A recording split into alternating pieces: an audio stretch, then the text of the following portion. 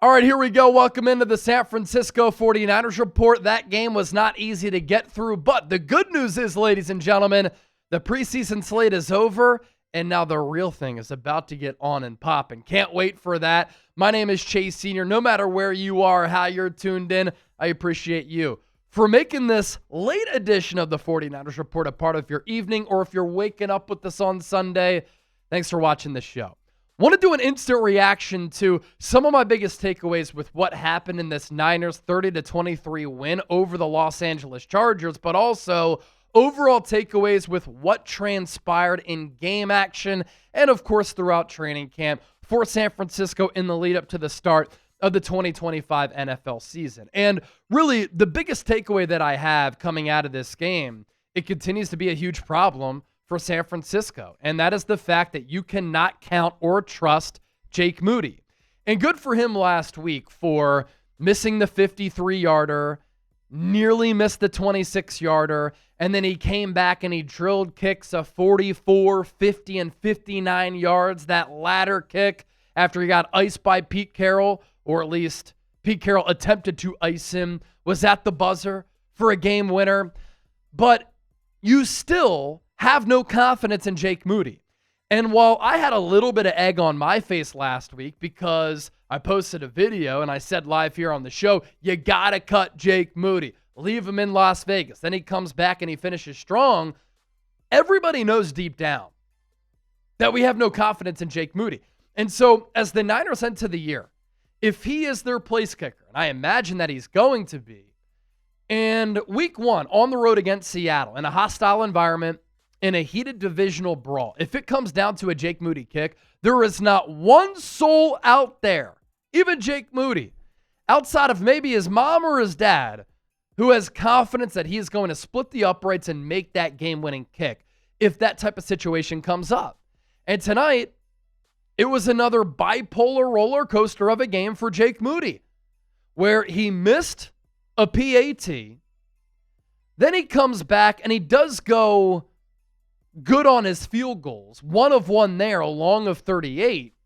But after he comes back and makes an extra point after he missed the previous one, he bombs a kick out of bounds. And great camera work by CBS because Kyle Shanahan was side-eyeing him. Brant Boyer, special teams coordinator, walked by him with his head down, didn't even want to look at Jake Moody. They don't even have confidence in him. And I'm somebody who values special teams, because it's important. That third phase of the game, you ask Bill Walsh, Bill Belichick, some of the best coaches in the NFL, past and present, if special teams matters, they all tell you, yes. And with Jake Moody at a critical position, you have no idea if he can make kicks during the regular season when the pressure is on, when the lights are the brightest, when the crowd is loud. This was a preseason game. Last week was a preseason game, and it was still a roller coaster ride. It's not good. It's not good.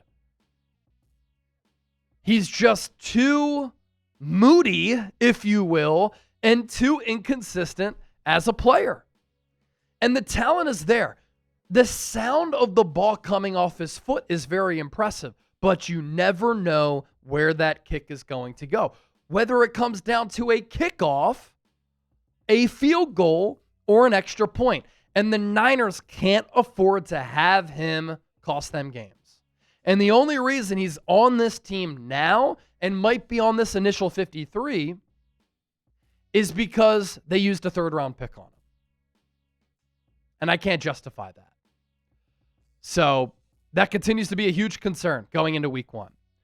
Another takeaway that I have here, Drew Moss is a UDFA out of Colorado State, who at Colorado State played tackle, but at the NFL level, he's more of an interior offensive lineman. I'm telling you this right now, Drew Moss has to make the team. The 49ers already have a pretty mid offensive line as far as their starters go, and they have grave depth concerns really all across the board along the offensive line. But Drew Moss and Connor Colby, the 7th round pick out of Iowa, are two young players who I would love to see the Niners groom, develop, and keep on this team as players who could end up being impactful offensive linemen. And time again tonight, time and time again throughout the entire preseason, Drew Moss, good rep after good rep, impressive play after impressive play that he's putting on tape. That Jeff Wilson touchdown run, Drew Moss was moving bodies. Some of the biggest and best plays that the Niners had offensively tonight, it was Drew Moss holding up in pass protection or creating running lanes on the ground. There were also very smart and cerebral plays. There was one play where Drew Moss was going to block his guy. He saw a free runner to his left, and all he did was get a mitt on him to redirect that pass rusher in order for a play to happen for the San Francisco team instead of it being a negative play. And if the Niners side with Nick Skyy, who is clearly the lesser player, who they drafted a few years ago, over Drew Moss, it's a mistake. Who cares where you draft players? Go with the best players. That's what I want to see San Francisco do here. So Drew Moss has to make this team. Not only do I think that he can start at some point, right away, he helps you as a depth piece, and he can end up being a really solid player. And Dominic Poone's status for week 1, it's up in the air. You're not sure if he can play. Ben Barch, who knows when he's going to come back? He's always hurt. So you might have Connor Colby at left guard. If Dominic Poone can't play, who's playing right guard? It can't be Nick Skyy. It's got to be Drew Moss. He's got to make this team, in my opinion, because he's good enough and he really popped. Another takeaway that I have from this game, and it's an important one, is that the Niners have a player in Nick Martin. Nick Martin in the preseason opener against Denver couldn't harness that playing speed and that aggression. And so because of that, he over-pursued and he got out of whack and he couldn't throttle down and he missed multiple plays. But against the Raiders, while he had some mistakes, you saw the ability, the sideline-to-sideline range. He plays like his hair is on fire, like he shot out of a cannon, like a madman. He had the sack of Aiden O'Connell on the blitz. There was a really good play on a throw into the flat against the Raiders where he used that sideline-to-sideline speed to get into the flat and lay a big hit. Tonight, he was all over the place, and he was putting together a really good game, and he had another highly impactful play where he put his hat on the football, which resulted in a turnover for San Francisco, as tonight the defense was very disruptive in forcing turnovers. There was another play in the flat where he read and diagnosed the play, and he used that blazing speed to get out to the boundary to make the tackle. Nick Martin is a player, ladies and gentlemen.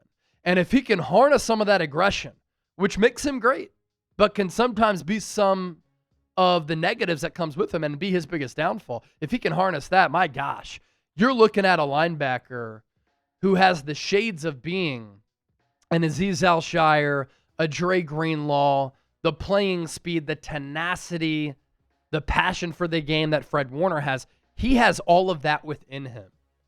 And I can't wait to see Nick Martin continue to develop. His stock is certainly on the rise. A lot more to get to here with our post-game instant reaction, but it's all made possible thanks to our friends at PrizePicks, the best daily fantasy sports app in the game. Get in on the action with PrizePicks. Download the app, create an account, and use that code CLNS while using our link, prizepicks.com/CLNS, to sign up today. This is easy and exciting daily fantasy, and right now you get $50 when you play your first $5 lineup. Claim that $50 right now. Win big up to 2,000 times your money. It's available in 45 states, and it is a simple way to get in on the action and enjoy game day. You pick more or less on 2 to 6 player stat projections. Who are you high on this year? Who are you not high on? Test out your sports knowledge with PrizePicks, and you can make your picks in less than 60 seconds. The withdrawal is also very fast and secure. Looking ahead to week 1, what a deal.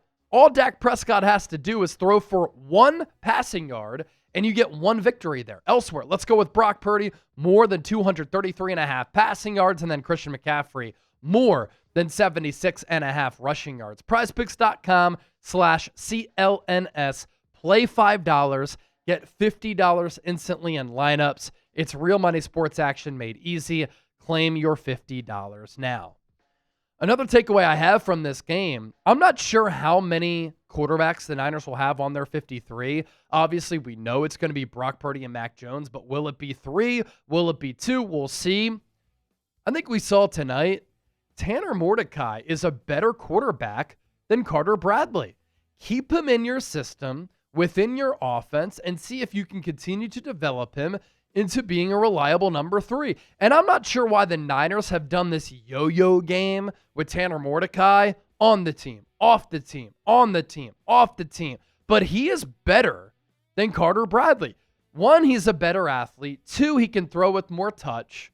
And tonight you saw that. 10 of 13, 103 yards and a touchdown. And I know that Carter Bradley came back and he threw that 22-yard touchdown to Tariq Owens, and that was a nice ball as he rolled to his right, and both players got banged up tonight. We'll see what the injury status is for both of those players. But oftentimes Bradley stares down his wide receivers and his targets, and he doesn't throw with any touch. He just throws lasers in there, 100-mile-per-hour fastball. Sometimes you need to throw a little softball, and that's what Brock Purdy does so well. Layers balls in there. You can't always throw a fastball. Sometimes you need to arc it over defenders. Sometimes you need to take it easy on your targets and just give them an easy catch. So I think Tanner Mordecai is a better quarterback than Carter Bradley. But you want to talk about a Nepo baby. Carter Bradley, whose pops is on this staff, and Gus Bradley might make this team over Tanner Mordecai, and I'm not sure that I agree with that.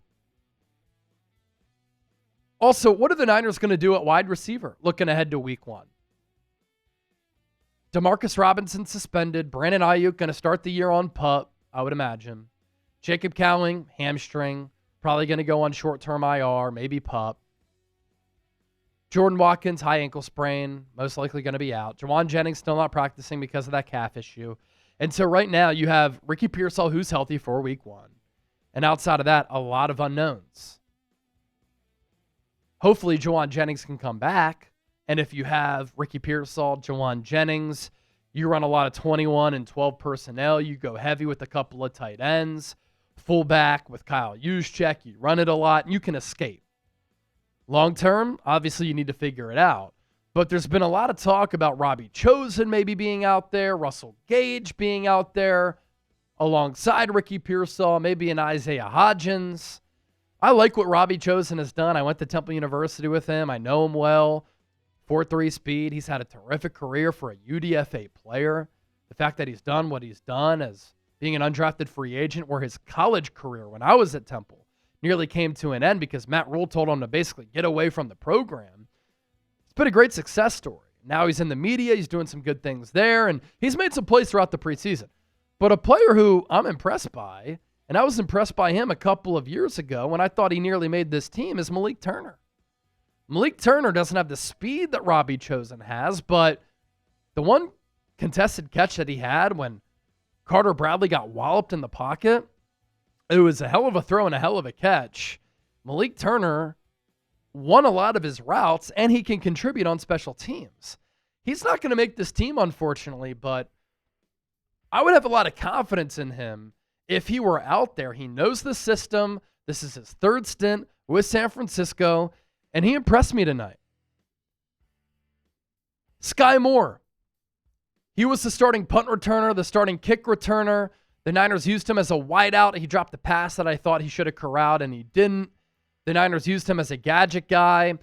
I'm not sure why Andy Reid, Brett Veach, and the Chiefs drafted him in the 2nd round. I know he had a decorated career at Western Michigan, but laterally, not really quick.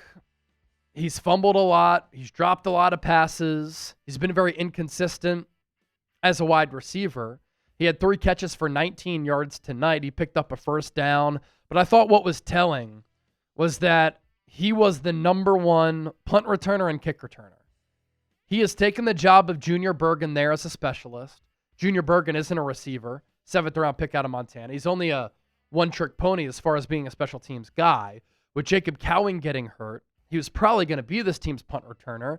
Skyy Moore is basically brought in to be a punt returner and a gadget guy. I don't see a lot of special, but if you use him as a gadget guy and as a punt returner, he can help you buy time until you get some of these receivers back and healthy. And who's to say that Skyy Moore is going to be on this team in a couple of months? He might not. But you can see why the Niners brought him in, swapping late round picks in 2027. Kind of a no-brainer move. You needed to make it. And I think that Junior Bergen is now going to get cut, and then he fumbled a punt tonight. And if you're only contributing as a punt returner and you're not doing a lot there, nor are you flashing, I think the Niners bring back Junior Bergen on the practice squad. They want to continue to develop him because he's one of the most decorated FCS punt returners in the history of college football. 8 punt return touchdowns, tied for the most all time. But he needs to develop as a wide receiver or at least show something there. And so he can't just be a punt returner. Skyy Moore is a receiver and a punt returner, and he won that job tonight. I thought that Darrell Luter Jr. had another good night. Good job by Robert Beal to be active. How about Curtis Robinson with the pick 6 of DJU? That was a huge play. Great for Tariq Owens to find the end zone. I'd like to see him come back to the practice squad as a developmental player for this team. Isaac Guerendo hurt again. Isaac Guerendo, this is why the Niners brought in Brian Robinson. San Francisco cannot rely on Brian Robinson, Isaac Guerendo to stay healthy, which is why they brought in Brian Robinson. And Isaac Guerendo hurt his shoulder earlier in camp. He came back. He fumbled 3 times in his first practice back. He's wearing some type of shoulder brace on a special teams play. He re-injured that shoulder, came back into the game, and then left the game again. And while he's 220 and he runs 4.3, and last year he averaged more than 5 yards per carry, he has so much ability, and he's a freak athlete. He's always been hurt. At Wisconsin, 2019, missed 8 games because of a hamstring. 2020, 6 games because of a hamstring. 2021, 9 games because of a foot. So far with the Niners, hamstring, groin, foot sprain, hamstring, MCL ankle, all in 2024, now a reoccurring shoulder injury in 2025. You want to know why the Niners made that trade for Brian Robinson? And if you're ripping that makes no sense. They gave up a 6th-round pick for a starting caliber back. That's why the Niners made that trade. And Brian Robinson is going to be able to help this team. The word out of the building from Niners HQ is that they are ecstatic, and they think that B-Rob can help them unlock a different dimension of this offense. And I'm excited to see him and Christian McCaffrey as that 1-2 punch. And if Guerendo can stay healthy, maybe he gets carries from time to time. But he's also a very raw player who gets better with more carries, who only had 1 career start in his entire college career. Just can't stay healthy. Let me take a look at my notes. Anything else here? I want to see Sebastian Valdez make this team. We'll see if Robert Beal makes it with a solid performance here tonight. Jordan Elliott had a couple of really good reps from the interior early in this game. Got some pressure on Trey Lance, who only played a couple of series for the Chargers. I wanted to see more from Lance, but that would have been a fun storyline that we didn't see really happen. Renardo Green got some action. He needed to play in the preseason just to get ready for week 1. He got beat once by Jalen Reagor. Jair Brown played a lot in this game. That's not a great sign for him.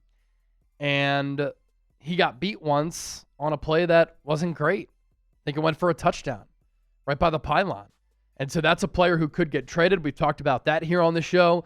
Marquis Siegel, he's a dude. I think he starts for this team as a rookie.